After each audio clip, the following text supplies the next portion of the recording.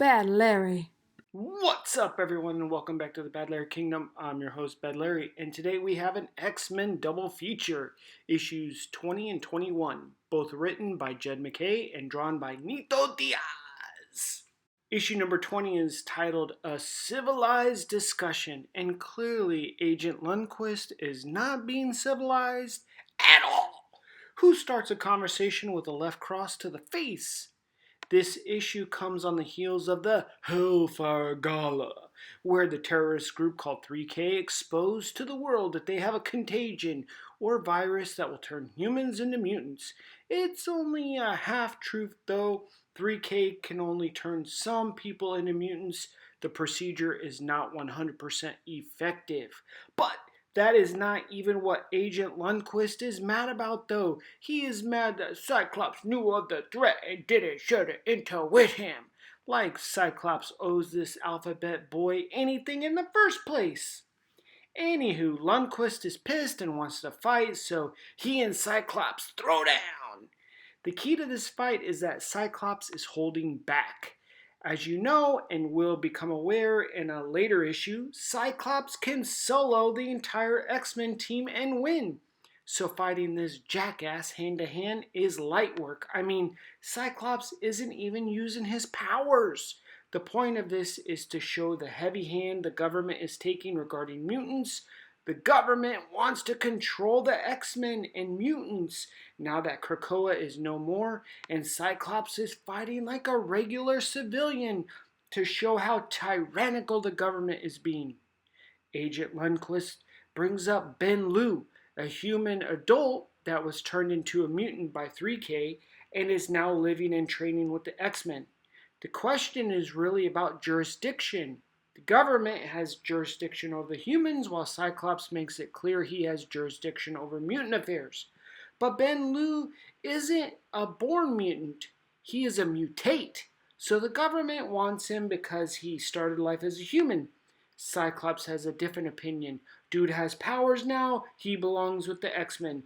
Born with the X gene or mutated, Cyclops doesn't care. He is going to fight for them. And then, who hits someone with a double fist like this? Have you ever even tried this at home? Try it now, just on the air. It is weird, and there is no way to generate any real power with that kind of attack, but whatever. Lundquist goes back to the "how dare you" argument, gaslighting Cyclops that they were on the same side. But everyone knows the alphabet boys are always on their own side. They only care about themselves. Cyclops is kind of taking this beating for a few reasons. Number one, he's in a crowded diner and doesn't want civilians to see a mutant destroy an alphabet boy, and it's all about keeping the mutant brand and goodwill with the humans of the town. And two, to show how the government is always overreaching, tyrannical, and ineffectual. Cyclops tells Lundquist, "You can't stop me, and you know where I live. What makes you think you can take on 3K? Boy, that's a bar." Cyclops is telling Lundquist, "You personally are out of your league. You suck. Your Bush League. Let the pros, aka me and my X-Men, deal with this issue. Go back to your desk and push some pencils around." Eventually, the sheriff steps in, like she should. It's her job to keep the peace in this diner. Lundquist and Cyclops should have had this fight outside. So she tasers both Lundquist and Cyclops. Hey, she's just doing her job. Cyclops has to let this happen, play along, because he is still trying to keep Xavier's dream alive of having mutants and humans live together in peace. In jail, Lundquist shows a big weakness to Cyclops, in my opinion. He said that he had no master plan by confronting Cyclops. He was just too angry and needed to fight him. This is a major weakness, letting your anger control you like that. I'm sure Cyclops won't forget that later. And Cyclops asks Lundquist, "Why is such a hater? What mutant hurt you, bro?" Lundquist at least admits he is a hater, not a mutant hater. He just hates Cyclops. Well, Taylor said the hater's gonna hate. That's their job. Lundquist hates Cyclops because Cyclops is awesome with his super awesome power, Wow, get a grip, buddy. You hate Thor because he's a god? You hate Iron Man because he's rich? Bro, come on. I just think Lundquist is jealous that Cyclops is so cool with an awesome power and has real respect and is a true leader. Everything this Lundquist wishes he had. The big finale to this convo is that Lundquist has a new boss who is a mutant. It's not that big of a cliffhanger. The mutant boss is Crimson Commando. Y'all probably don't even know who that is, Crimson Commando. He was a mutant from the late 80s and was on Freedom Force and was killed off, but is now alive again. Y'all know how Marvel do. The majority of this issue was this interaction between Cyclops and Lundquist, but this is the X-Men, so what are the other members up to while Cyclops was getting tossed in jail? Back at base, Kid Omega is having Juggernaut make a huge pile of scrap. It is ironic, as Juggernaut is naturally better at creating messes than fixing things up. Kid Omega took this living piece of equipment from the destroyed Marauder, it's alien technology, people, and puts it on top of the scrap heap. The pink living alien tech will use the scrap to put itself back together. The message here is actually pretty useful. Even if you feel you are totally broken, you look like a pile of crap, you look like you should be thrown in the trash. If you have enough will to live, you will find a way to put yourself back together. So even though I normally despise Kid Omega, this message is pretty sound. Just take a second to admire the effort Nito Diaz is putting into these images. The detail in this upside down beast is awesome. Jen Starkey and Beast have an awkward relationship. Jen is trying to fit in with the X-Men as she was mutated by 3K as an adult, so she's trying to learn how to be a mutant after spending her whole life as a human. And because she's freaky looking, she's naturally attracted to Beast, and she thinks that they can relate to each other. I've kind of started to hate the way comics refer back to other issues for context because the context usually refers to issues that didn't sell a lot of units, like here in X-Men Hellfire Gala #1. Beast and Jen Starkey had a pretty solid romantic connection, and you're welcome for saving you the $4 or so to have to see just this one page. Anyway, big waste of time. Beast is all in his feelings. He wants to be left alone. Why? Why so emo, Big Blue? Jen Starkey flies away with a little bit of the ick from that interaction, and I get it, to be fair. Temper and Psylocke are on the same vibe. It's all about finding love in this world, am I right? I don't know why Jed McKay or any of these writers feel it's necessary to try to get some of these B or C tier members hooked up in relationships, especially with someone on another team far, far away. Referencing that same X-Men Hellfire Gala issue, Temper and Ransom had a hookup, and now they're kind of a thing. Big whoop, no one cares. They put these two together because, as a boy, Ransom was, well, held for ransom, and Temper was held prisoner during the Krakoa period, so they connect because they're both brown, they're both mutants, they're both young, and they were both held captive. No one cares, though, about Ransom, this relationship. It's boring. Glob is doing his best Kobe while not tending to his farm or cooking.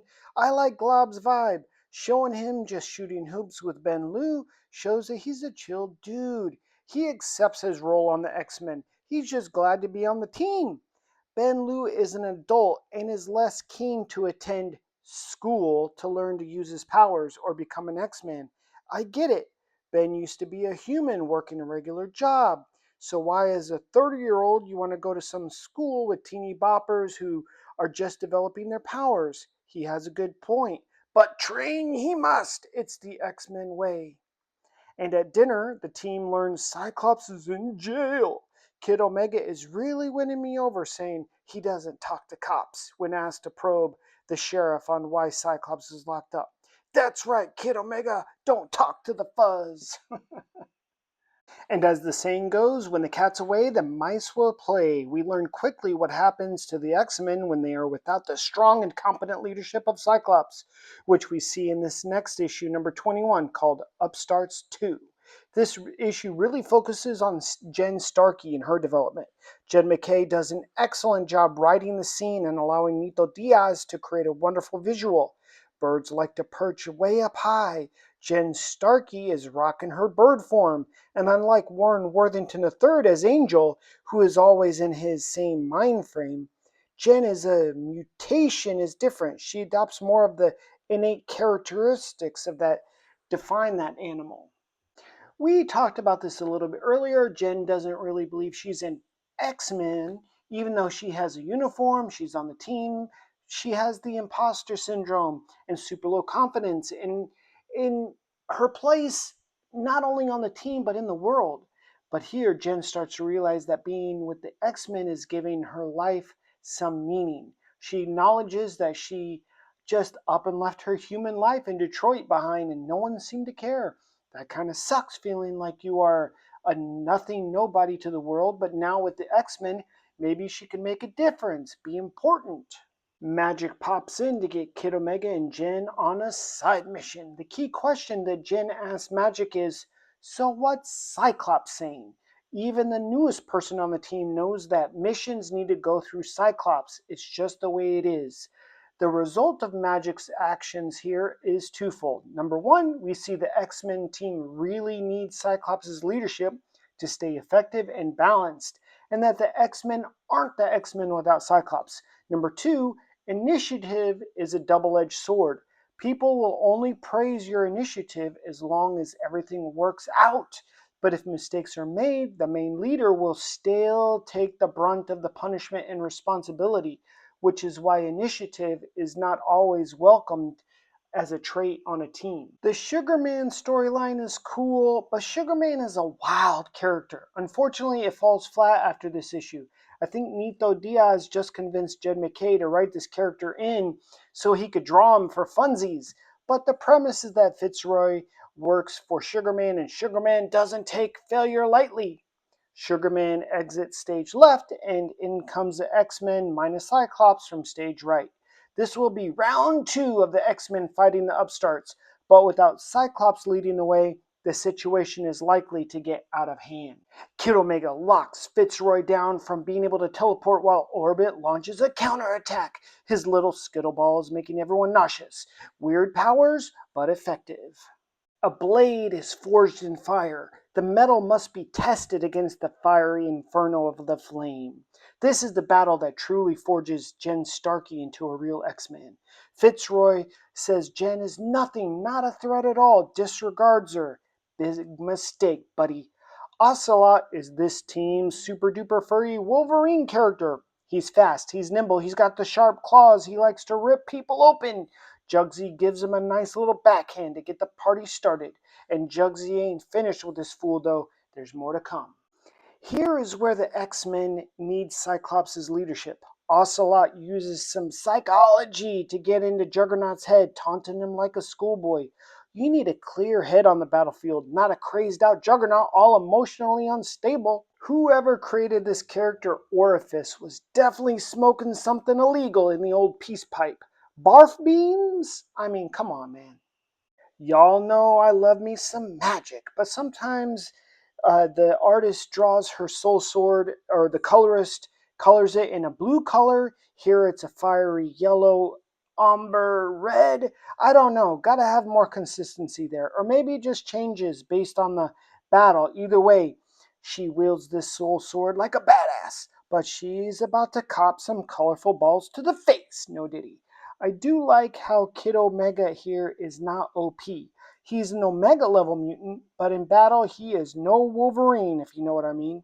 He does get his wits about him and turns Ball Boy's brains off. Nice move. But you gotta have that spatial awareness, because in a fast moving battle, up close and personal, well, you see Ocelot gives Kid Omega a back realignment using his claws. None of this would be happening with Cyclops in the battle, at least not the injuries. Here is Jen Starkey's moment though. Like a bird, she's been just observing, but Kid Omega gives her the acknowledgement she needs to get in the game, and Jen transforms not only her attitude, but into a whole nother creature entirely. No more bird girl. She is transformed into the lizard lady, more of aggressive creature, more offensive than defensive. Jen is in the game and she's going after Fitzroy, who held her prisoner for so long. So she is attacking the thing that gave her the greatest fear. As well, she's attacking it head on. Jen has reclaimed her power from Fitzroy, giving him a taste of his own medicine. How do you like that feeling of feeling powerless? Doesn't feel too good now, does it? Even though Jen kind of needed this, Cyclops wouldn't allow this to happen. Things have gotten out of control. The mission itself, to kick the upstarts' asses, it's not a real mission anyway. When will the lines be crossed? Oh, right here. Right here is where the lines are crossed. At least it wasn't a mutant who crossed the line, technically. As you see, Juggernaut has got Ocelot in his hands. Juggernaut should be a good guy now, right? Right? Magic knows she's effed up here. She let things get out of control. Ocelot talked that shit to the wrong one, and without Cyclops leading the team, Ocelot is now dead, killed by an X-Man. This is not what X-Men do. They aren't killers like that. This is the danger of having a natural villain like Juggernaut on the team. Without the coach calling the plays, dude reverts back to his evil killing ways. And he ain't even sorry about it, which is even worse. Sugarman apparently saw this whole thing go down. He writes the upstarts off as a loss and keeps on keeping on. On to the next evil mission, I guess. He heads home to the Spire Vial of Araco. And by issue 25, we still haven't heard anything more from Sugarman, so the storyline could be done or it's on a super pause. These two issues were great for character development, especially with Cyclops and for Jen Starkey. I also really like seeing the X-Men kick the crap out of the upstarts, but let me know what your thoughts are down in the comments below. Hit the like button for ya, playa. Peace.